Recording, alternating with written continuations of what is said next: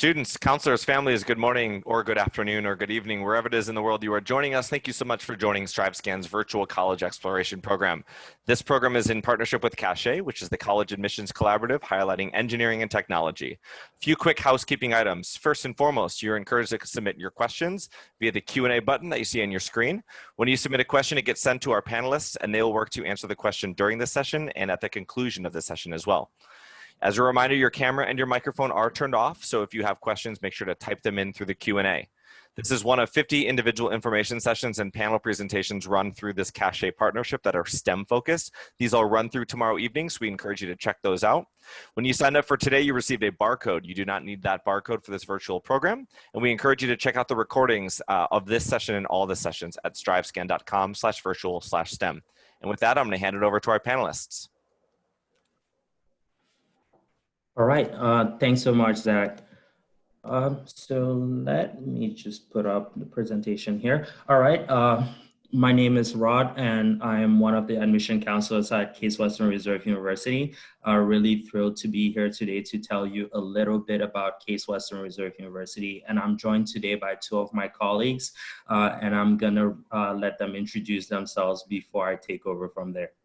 Thanks, Rod. So my name is Eric. I'm an admission counselor at Case Western Reserve as well. I work with students from all over the country, so you might be in one of my areas. I work with students from Central Ohio, so Columbus, Ohio, and the surrounding cities, as well as most of New England. So I work with students from New Hampshire, Rhode Island, Massachusetts, Vermont, and Maine, as well as the Southwest US, so Arizona, New Mexico, and Nevada. So a good amount of the country. So if you're coming from one of those areas, hopefully I have a chance to connect with you at some point. But thank you so much for being here, and definitely send us your questions through the Q&A box. Thank you, Eric. Thank you everyone for joining us today to learn about, Case Western Reserve University. We are so pleased to connect with you in this space. So I will be moderating the questions. So me and my colleague Eric will be moderating the questions. So feel free to type your questions as well. Again, thank you so much for your time. And now I'm going to hand it over to my colleague, Rod. All right. Thanks so much, Eric and Lindsay. Again, I'd love to encourage you guys, cannot emphasize enough to put in your questions in the chat as we go along. I'll be doing an overview presentation for hopefully about 25-30 minutes or so, and then we're going to go into Q&A. And if I don't get to touch on anything that you're interested in learning about the university, that Q&A box is the perfect place to ask your questions and get them answered after I'm done with the presentation part of this session. So Case Western Reserve University, our mantra is very much think beyond the possible at the university. And this is very much because we are the kind of place that loves to think beyond. We know you have big ideas. We know you're joining us today because you have lofty ambitions about your future, and we're just the kind of place to help you reach your goals and go that one step beyond. We really believe in this mantra because of the people we have at the university, the professors, the students that surround you and challenge you to be your best self on a daily basis, as well as the resources we have at Case Western Reserve University that take your ideas to that next level.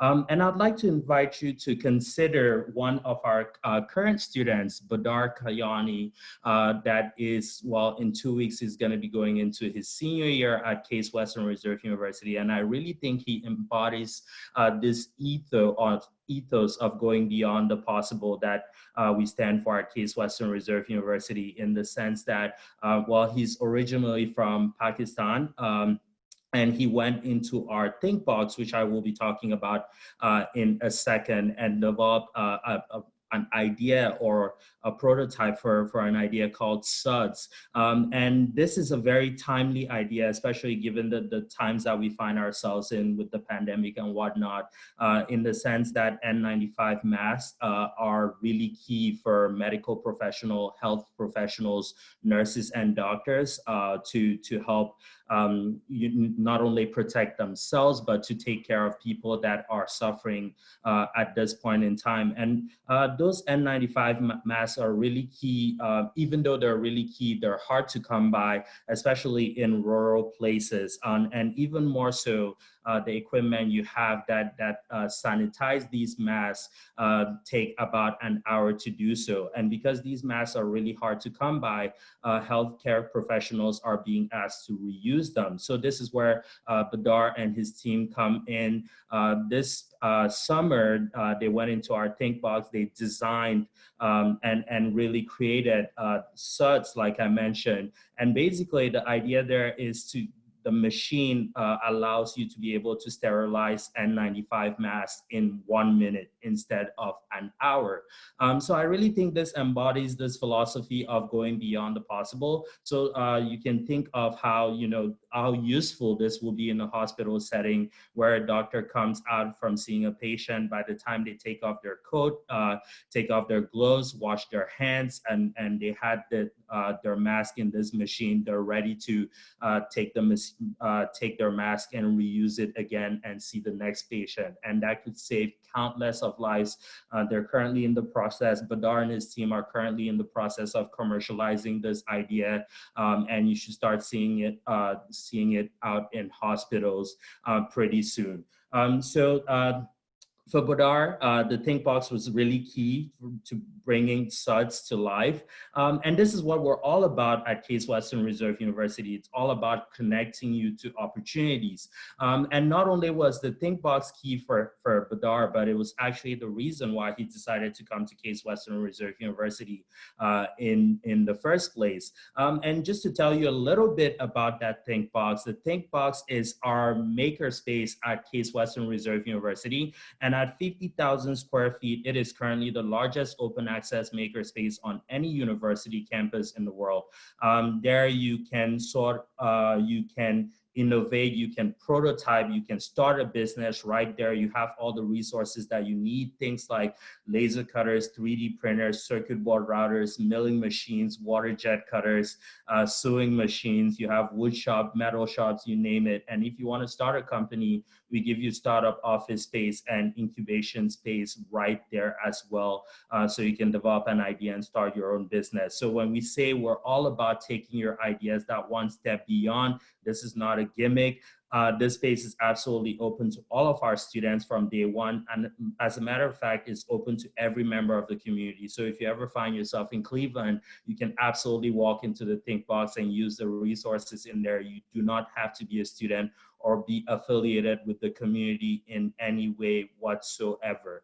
And so at Case Western Reserve University, we're really intentional about your growth. It's not about providing you with resources like the Think Box, but it's also about providing you with the people to make sure that you take a full advantage of your time at Case Western Reserve University, which is why the team that we provide for you is key, the world-class team. And that team very much includes, you have your faculty advisor. During your very first semester at the university, you have to take one of 5 SAGES classes. And these are seminar style classes that are really capped at about 17 students, heavy discussion based. And that first SAGES professor will be your faculty advisor until you declare a major. And you have until the end of your sophomore year to do so, then you will get a departmental advisor. You also have your residential community director, who are trained staff that are in your residences 24/7 and easily available to you, so you can air any social academic concerns you might have. Because we recognize that the work you do at Case Western Reserve University will be at a very high level. We provide every student with a personal librarian to help you get the resources that you need to complete any project that you're working on during your time at Case Western Reserve University. And we also recognize that universities, colleges are extremely complex places to navigate. So we do not want you to try to go around the university trying to figure out where to where you can go to take advantage of certain opportunities and resources. You go right to your navigator. That's someone that gets to work with you for all 4 years. They get to really know you, and they do a lot of different things for you, from things like pre-professional advising, career, a little bit of career planning. So making sure you take advantage of those internships, those co-ops, those practicums. They also make sure that you're being involved in clubs based on what they know about you. And they also kind of help you decide on the best ways to spend your summer so you can take full advantage of your undergrad experience. And when you put all of this together, it really comes as no surprise then that our students tend to be very successful post-graduation. And here you have the data for our last graduating class. And every year we collect this data and post it on our website. It's called the First Destination Survey. If you're curious to see what our graduates are doing, you can go right there. That data is posted since from, I believe, 2007 or so. But as you can see from this chart, within 6 months of graduation, virtually all of our graduates were either fully employed or accepted into graduate professional programs. Of those that went directly into the workforce, you can see the starting median salary there.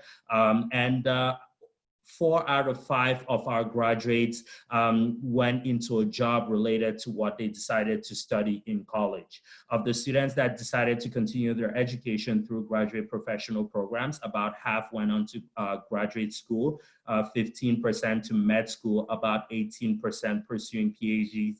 But we also have students going on to dental programs, law school, and doing so at some of the most elite institutions and organizations around the world.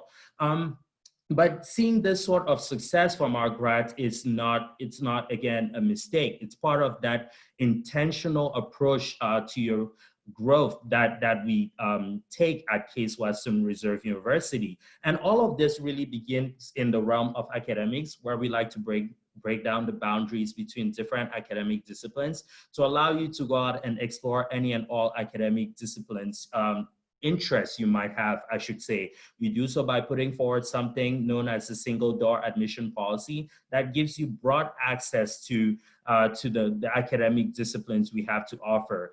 We do not admit you into a particular school, college, or major within the university, but rather we admit you into the entire university. You can go out and study whatever you want to that we have to offer. So there's no application to be a nurse, to be a pre-med, to be a business student, or anything like that. The only exception to this rule is music and music education, because it turns out we want to make sure you can actually sing or play that instrument, which is why you're required to audition. But apart from that, you can double major across schools, triple major if you're feeling overly ambitious, or triple minor if you're still on that camp as well. And we do open that way because we recognize that nowadays it's at the intersection of academic disciplines that you tend to develop new knowledge. But not only do you get that broad access to the curriculum, but this is also complemented by the fact that Case Western Reserve University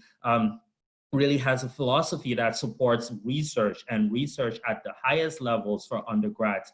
At Case Western Reserve University, you can begin research from your very first semester at the university, and research is so core to your education at the university that about 81% of our undergrad students will take advantage of research or some creative endeavor by the time they graduate. When I say that this research is at a really high level, last year we got ranked top 20 institutions in the world for commercialization of research, and also for utility patents granted to our professors for the research they did. And that's the sort of research that you get to be a part of. We have our Baker North Center for the Humanities that is able to link students up with opportunities, as well as our source office that is able to fund student research opportunities. And we actually had one of our students last year, Mary Glover, that got a grant to visit national parks and wrote a play about it. But Chris Carr, you see on the screen here, just graduated this class of 2019. So last year, and during his junior year spring semester, he discovered a galaxy while conducting research with our one of our professors, Professor Mijos, at our Keat and Peak lab in Arizona. Before that, well, not before that, I should say, after that, he got to interview Neil deGrasse Tyson. For anyone that's familiar with him, he's one of the most famous scientists, or one of the most famous astronomist in the country. He got to interview him on his radio show. So our students love to learn by doing. They question, and those are really the kinds of students that you find at Case Western Reserve University. And everything that we have to offer is within this backdrop or this setting that is Cleveland. And Cleveland is absolutely on the map, whether it's for business, whether it's for food, whether it's cultural opportunities and whatnot. Cleveland has it all. As Ari Lewis, he's actually to the left of the two students that you see on the screen there. He graduated class of 2017. And originally he's originally from New York, but when he crunched the numbers, it just made sense for him to run his businesses in Cleveland. One of those is a venture capital fund, and the other one is a consulting business focused on blockchain technology, because Cleveland is now an established bona fide blockchain hub. So it just made sense for him to run his businesses there.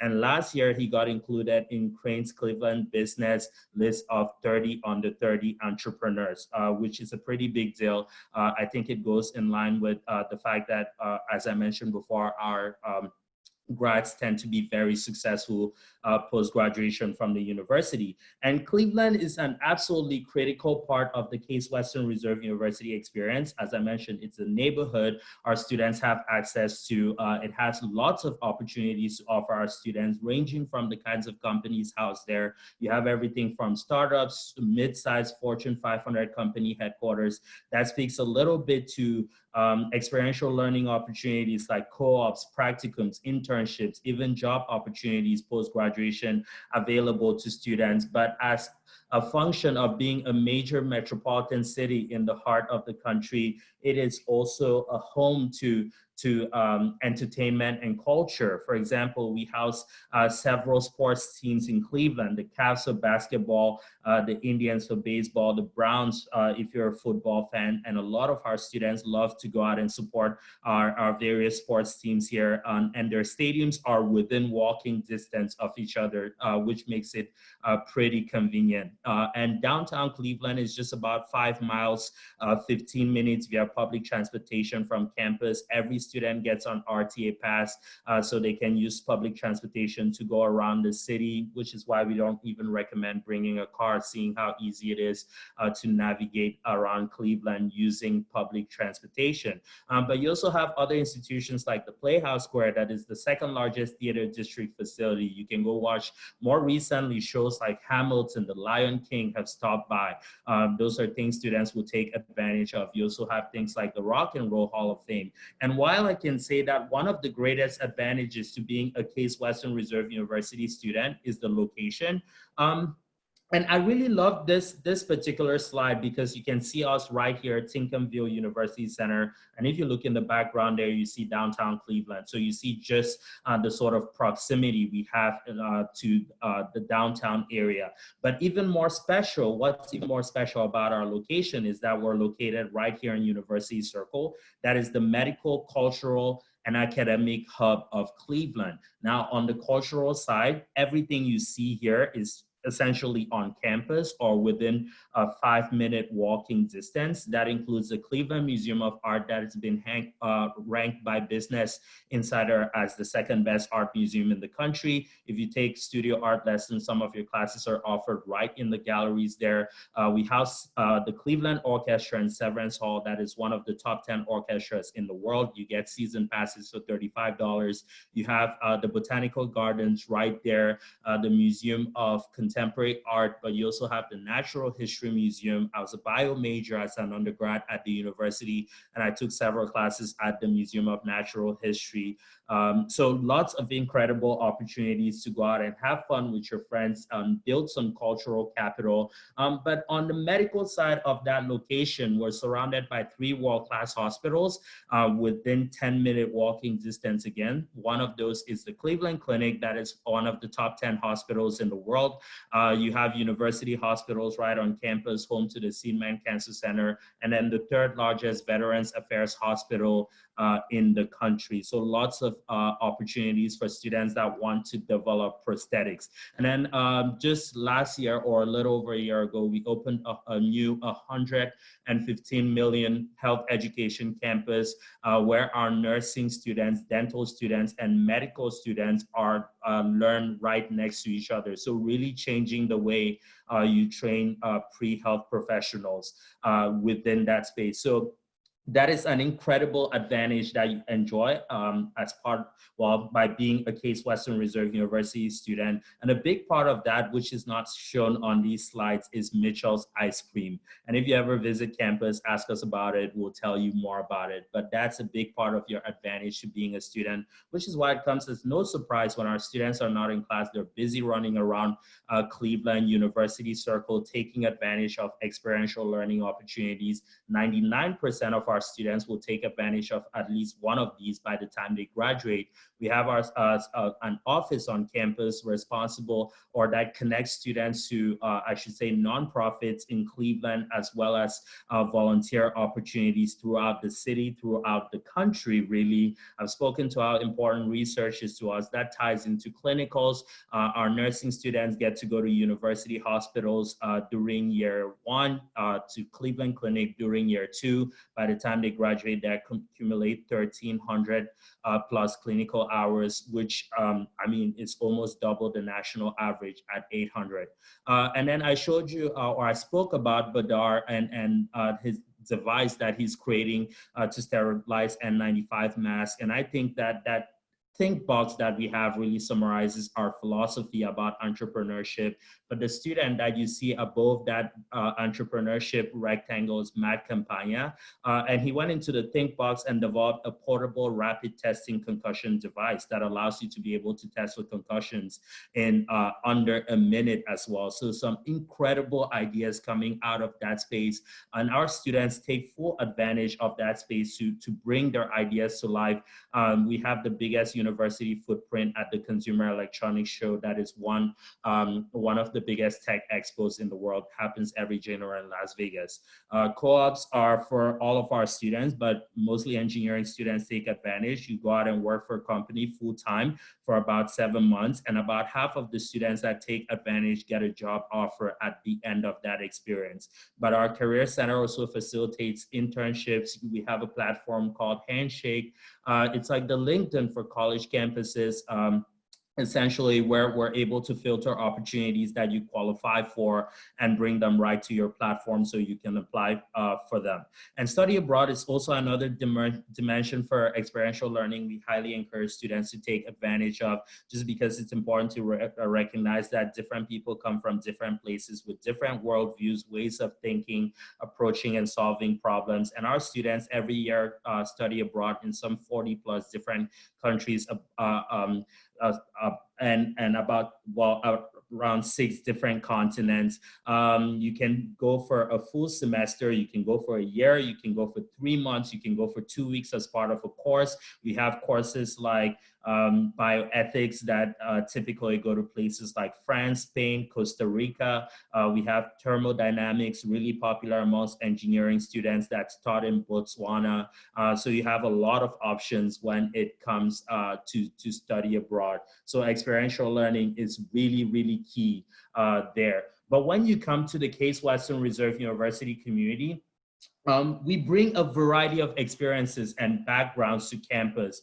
We value students who are really curious and respect each other's perspectives. And you can see for our last, the class that are rising sophomores now, basically this is a geographical profile of where they come from. About 13% from outside the US. 1 out of 4 of those students have citizenship with another country other than the United States. And we have a community of students that represent different geographical experiences. You have racial, ethnic backgrounds, socioeconomic classes, religion, sexual orientation, gender expression, and more, which we think really creates an engaging environment and challenges our students to be able to grow within our community. And speaking of that community, it is very residential in nature. During your first 2 years, you have to live on campus. During the last 2, you don't, but as you can see from that percentage of students that live on campus, most of our juniors, seniors elect to live on campus. And most of the students that don't live on campus live right in university circle. So they're essentially on campus, just not in university-owned housing. So we're really a residential community in that sense, and a very really vibrant residential community at that. There are over some 200 plus student organizations you can be involved in. Perhaps one of the biggest avenues for student involvement is actually in the performing arts, where we have over 50 plus student groups that you can be involved in. And well, of those 50 plus, only about 4 of them require you to be a major in music, theater, dance. The rest either require you to audition. Some just take everyone that's interested in participating, so everyone can participate that way. About 13% of our students are varsity athletes and participate in one or several of our varsity sports at the university. We're an NCAA Division III school at that. And that means we recognize you're a scholar before an athlete.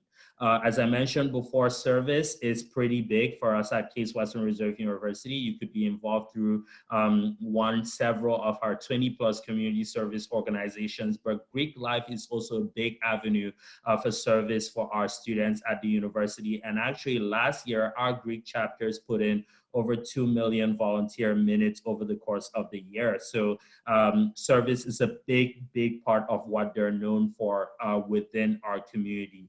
And then, like I said before, we value all facets of diversity at Case Western Reserve University. Obviously, this includes cultural, religious diversity, and this is represented or reflected by the myriad of cultural, religious groups that you will find at Case Western Reserve University. You know, just because don't want to spend too much time just kind of babbling on about some of the advantages of being a student at Case Western Reserve University, I think this is pretty much where I'm going to stop in terms of a brief overview of what we have to offer at Case Western Reserve University. But basically what it comes down to is this: our formula for success is an amazing location, surrounded, providing you with a world-class team, providing you with amazing resources, and really challenging you to be your best self and challenging you to go that one step beyond, to think beyond the possible. That is really our formula for success at Case Western Reserve University. Again, which is why it comes as no surprise that when our students graduate, they tend to go on to be very successful. And then at this point in time, would love to encourage you to continue to shoot in your questions. I would like to now defer to my colleagues, Eric, and Lindsay, to come on camera and start answering some of the questions that you have here. I'll jump in as well and help answer questions. And I hope everyone has at least one question. If we're not able to get to everyone's question, apologize in advance. You can reach us on our website, on our admission website under the contact page. You can feel free to email any of us with any of your questions that we do not get to, but we'll try to get through as many as possible. Over to you, Eric. Thank you so much, Rod. So we had a question come in about whether a student could be a computer science major and still be in a musical ensemble like band. And I think Rod just touched on this when he was talking about the student organizations, and he mentioned that we have over 50 different performing arts groups on campus. And nearly all of them are open audition, meaning you do not have to major in music in order to be in one of those groups. So yes, you could be a computer science major, or be any major for that matter, and be an ensemble like band. So that certainly would be a possibility. Thank you, Eric. So I do see one specific question asking, how are your pre-professional scholarship unique compared to other universities? So I don't know how can I compare with other universities, but I can tell you about our pre-professional scholarship. So it's highly competitive the conditional program to 8 years school of medicine and 7 years of dentistry. So the deadline is December 1st. So for that program, we really looking for, the student make a clear commitment to the, medical area or dentistry area. So if you need more information, feel free to reach out to us. And I do see, a couple of questions asking about the co-ops. Can student do the co-ops for 7 months, but still graduate in 4 years? Can international student do the co-ops? So something to know about the co-ops. So you will express your interest in doing so around your sophomore year. And then you will work with our staff to determine, what would be the best fit for you. So even though the co-ops are mainly for the engineering student, but internships are available to all majors. So, but when you do the co-ops, you're not gonna take in classes during the co-ops. So you will definitely extend your time. So you can take a semester or 2 semesters away from class to, apply what you have been learning in the classroom to, work in a company like Google, Microsoft, GE, NASA, so get your real life experience. So I would say it's a great investment, to invest your time to do the co-ops. It's optional, but 50% of students doing the co-ops get a job offer after that. And it's also paid. Average student get 21,000. All right. Awesome. Go ahead, Rod. Thanks so much, Lindsay. And I'm going to combine questions here from Kathleen and Sienna. But basically, Kathleen wants to know what % of students double major, and does Case Western's curriculum make it easy to pursue a double major? And Sienna wants to know, do you have opportunities to combine language studies with engineering studies, specifically mechanical engineering and Chinese? So I think these are related in terms of pursuing multiple academic interests. And I'll start with Sienna. Yeah, you can absolutely combine mechanical engineering and Chinese.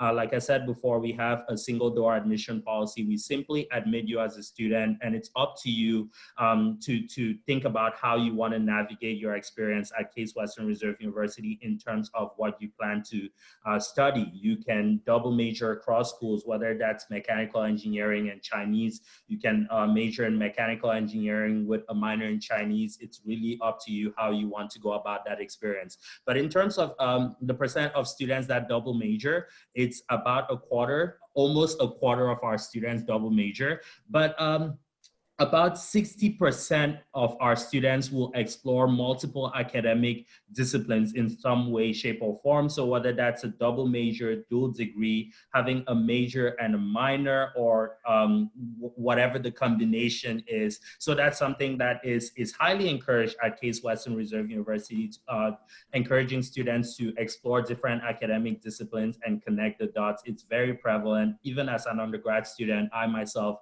was a double major in biology and French with a minor in political sciences. So that's something that you see a lot of at the university. Over to you, Eric.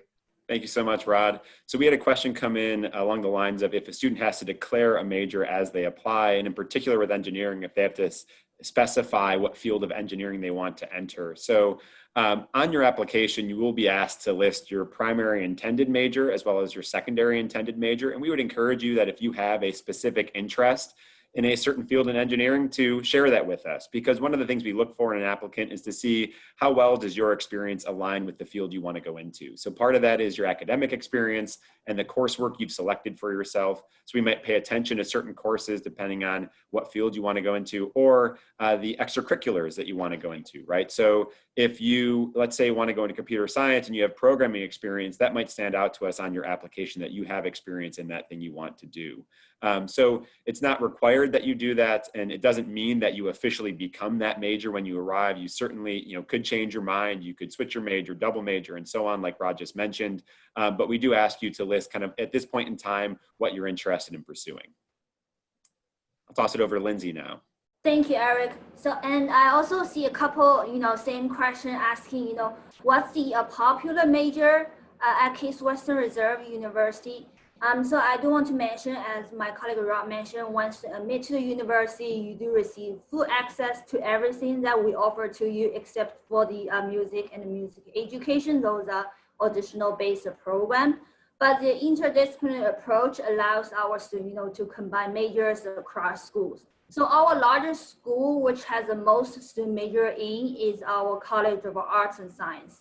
At least half of our students declare their major. And then the second largest will be the School of Engineering, where about a third of our students get their degree. Then will be the School of Business, and then finally School of Nursing. Now I'm gonna hand over to Rod. Okay, so I actually see a couple of questions here about campus visits at this point in time if we're welcoming visitors to campus. The answer there is no, just kind of given everything that's going on at this point in time. We hope to be able to visit or we hope to be able to welcome you all to campus in the near future. And once we have more information on that front, if you are in our emailing list, you'll be one of the first people to find out about it. We're really excited to be able to see you all on campus in the future, but at this point in time, we're just trying to take all the necessary steps to make sure that once we do open up, we're able to do so in a way that is safe both for you as a visitor as well as for our staff at the university as well. Awesome. Thank you, Rod. So we had a question come in kind of related to the talk of students who are interested in the performing arts, possibly music. And if a student does audition and is accepted as a music major, if they could also major in something else like chemistry. And yes, and you can. That goes back to our single door admission policy that if you're a music major, you could certainly have access to all of the other things that we offer. In fact, many of our music majors on campus are double majors and they major in something else as well. So certainly that would be a possibility. Thank you, Eric. There's now another specific questions from Emily. What is the the financial aid look like at Case Western Reserve University? So we are committed to meeting 100% of families' demonstrate financial needs. So in order to apply for the need-based financial aid, we do require all the applicants to submit the CSS proposed through the College Board, and the U.S. citizens do have to complete the FAFSA. So that means if you are a U.S. citizen or permanent resident, we do require you to complete the CSS profile and the FAFSA. For the international students, for the non-U.S. citizens, we just require for the CSS profile. And then we also offer, the merit-based scholarships. So students are automatically considered for the most merit-based scholarships simply just by applying to the university. So these scholarships range from $10,000 to $30,000 for a semester of study. And we also have the competitive scholarships, which require, separate applications. So some scholarship may require additional essay, project, resume. It's really depends on scholarship. It has a deadline, January 15. You also can find more information on our undergrad admission website. I'm gonna hand it over to Rod. Thanks, Lindsay. And I actually have a question for both of you. There was a question here before that asked if our students were goal-oriented or more collaborative. Did anyone touch on that and I just missed it? No, we didn't. Okay. But I'll let you share in a moment. I certainly would say that while our students are goal-oriented, they are very, very collaborative. I'll let you share your thoughts, though, especially as an alumni. Yeah, no, absolutely. I mean, that's exactly the same thing I was going to say. Our students are both goal-oriented and it's a very collaborative environment. And that's actually one of the things that we look for in applications for admission to the university. We look for students that value collaborative learning because that's the sort of institution that we are. And you actually see this within the structures at the university. I spoke about the health education campus that we opened up at the university where our nursing, dental, medical students get to learn side by side.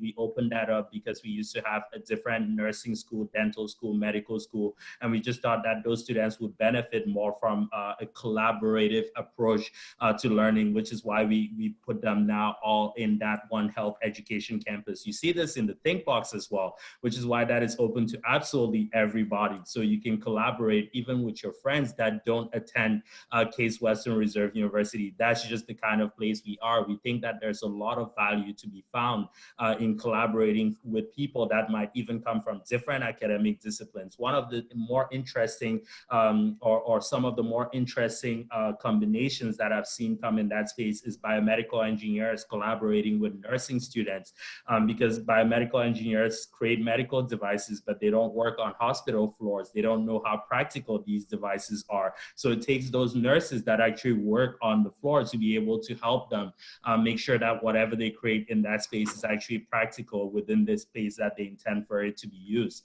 So I think that says a lot about the sort of philosophy you'll find at the university. Back over to you, Eric. Thank you so much, Rod. There was a question that came in, and it mentioned how Case Western Reserve is known for its work in research, and how oftentimes students who are pursuing graduate school will look to do research opportunities. But if a student is looking to enter the workforce upon graduation, what opportunities we have for those students. So first of all, research is available to all students, whether or not you plan to go on to graduate school or to enter the workforce upon graduation. And certainly lots of students do pursue research, even if they plan to enter the workforce. About 84% of undergraduates will take part in at least one research or creative endeavor by the time they graduate, and about half will do 3 or more. So very many students get involved in research. If research, though, isn't for you, if you want to do something in addition to research, we definitely have lots of opportunities. As Rod mentioned earlier, internship opportunities, co-op opportunities, as Lindsay talked about, practicum opportunities. There's lots of ways to get experience. If you are going down the pre-health route, clinical opportunities and getting experience in the hospital setting is also available. So definitely lots and lots of ways to build your resume as you look to enter the workforce, which I think speaks to that first destination survey and why so many of our students find success in the field they're choosing upon graduation. Thank you, Eric. Another specific question asking about what's the average out-of-state tuition and room board cost? Because we are private university, so we have the same cost no matter you are in-state and out-state. And another question asking about, can you still live on campus if I do the co-op? Definitely, if you find the company in the city of Cleveland, you definitely can live on campus. But if you find company outside Ohio or your hometown, you can you do not live on campus. If you find the company where close to your home, you can just stay at home and commute every day. If not, you do need to find an apartment. But we have the co-ops advisor and the staff who will help you how to find the apartment. And also we have the as I mentioned, the co-ops advisor. They will help you how to find the job. And the career development center, they will help you how to write resume, cover letter, prepare your interview. So we have the staff will be there to help you with that. All We're right. gonna hand over to Rod. Thanks so much, Lindsay. Gonna take 2 questions here from Zoe and Jacob. Zoe's question is pretty easy. Are majors capped at a certain number of students? The answer is no, because again, we simply admit you as a student to the entire university. Theoretically speaking, everyone could be a biomedical engineer. We hope that never happens. And I didn't plant that idea in your head, but we do not cap any of our majors whatsoever. And then on to an even more exciting question here. What do meal plans look like at Case Western Reserve University? I love this question because I love food. But essentially, you have a lot of flexibility surrounding what sort of meal plan you might want to pick. You pick what best serves your needs. You can pick a meal plan for 17 meals a week. If you think that would work for you, you can do 19 meals a week, or you can do block meal plan where you get about 2,000 meals for the semester. So between those, you can kind of decide what you think best serves your needs. If you are the sort of person that goes to the cafeteria, 3 times a day, no fail, or if you're more the kind of person that maybe one day you go 1 time and the next you might want to go 5 times. Maybe like the block meal type might be better for you. So you have a bit of flexibility on that front. Awesome. Thank you so much, Rod. We also had a question here related to the different diversity and inclusion resources and groups that we have on campus. We have many of them. So we have our Office of Multicultural Affairs, which provides many different resources to our students on campus, as well as Rod mentioned earlier, many different cultural and religious groups on campus. So for example, we have our Afro-Am, which is the African American Society, or the Black Student Union, as just a couple of examples. But these are all overseen by our Undergraduate Diversity Collaborative, and this collaborative brings leaders together of this group into a roundtable so that leaders of all of these different cultural groups and organizations can discuss issues, and they can really just move our campus forward to make sure that we're making progress. So yeah, lots of resources, lots of communities within our larger community. I'll hand it over to you, Lindsay. Thank you, Eric.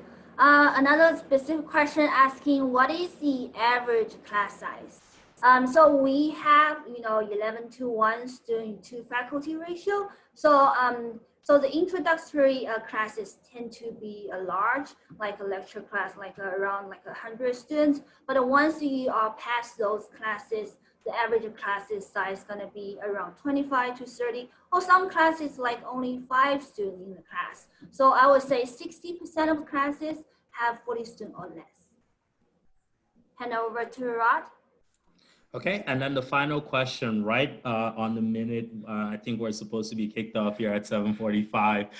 What are some of the most unique double major combinations you've seen? This is a pretty hard one because I think if you just look at everything we have to offer in terms of majors and just think about what combinations do you look unique, then some of our students have definitely put together those combinations. But one that really stands out to me, I had a friend that did medical anthropology, philosophy, and German history. Was actually more of a triple major rather than a double major there, but I thought that was the most unique combination I'd seen at that point in time. But if you're curious to learn about more stories, I could reach out to some of our students that are double majoring and get back to you with some other combinations as well.